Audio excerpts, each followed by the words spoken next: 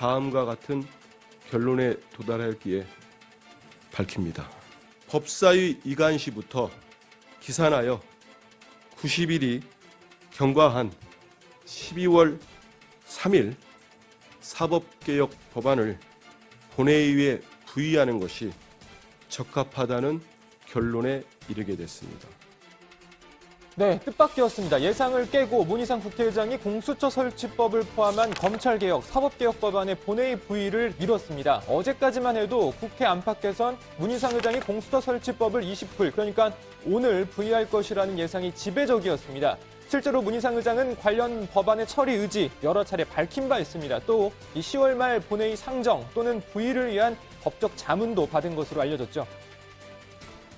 저는 국회법에 따라 가능한 한 모든 의장 권한을 행사해서 사법개혁안을 본회의에 신속히 상정할 생각입니다.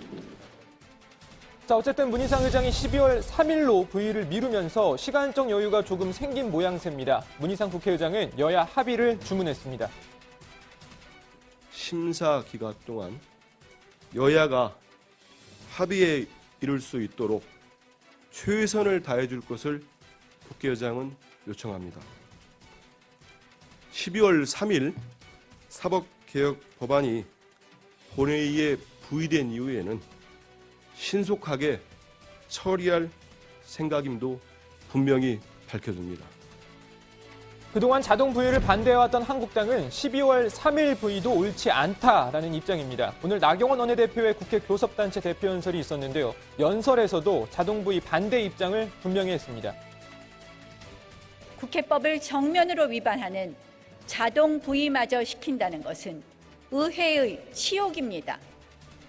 문희상 국회의장께서 더 이상 국회의장이기를 포기하는 것입니다. 절차적으로도 불법 무효임은 물론 내용도 문제입니다. 자, 바로 뒤 의장석에 앉아있던 문희상 국회의장에게 면전에 대놓고 자동 부의하면 국회의장 자격 없다라고 한 셈인데요. 자, 문희상 의장 기분이 썩 좋지 않았을 것 같은데, 자, 그래도 그 순간 박수치는 한국당 의원들 쪽을 가리키면서 여유 있는 표정을 지어 보였습니다. 자, 아무튼 다시 부의 이야기로 넘어와서 이인영 민주당 원내대표는 부의 연기에 아쉽다는 입장을 밝혔습니다. 의장님의 입장에서는 여야 간에 더 합의를 해라, 이런 정치적인 타협의 기회, 이런 것들을 제공하고 싶으신 거였겠지만 우리로서는 원칙을 이탈한 해석이다. 그래서 매우 유감스럽다, 이렇게 생각을 하죠. 여야 입장 들으신 대로 남은 기간도 타협과 합의가 쉽지 않아 보입니다. 공수처에 대한 입장 차이가 워낙 크기 때문이죠. 어제 오늘 이인영 원내대표와 나경원 원내대표의 교섭단체 대표 연설을 비교해보면 공수처를 바라보는 두 당의 입장 차이 고스란히 드러납니다. 공수처는 공수처일 뿐입니다. 공정한 수사처입니다. 공수처가 설치되면 검찰 특권은 해체됩니다. 검사도 죄를 지으면 처벌받는 세상이 옵니다. 공수처는 검찰 개혁이 아닙니다.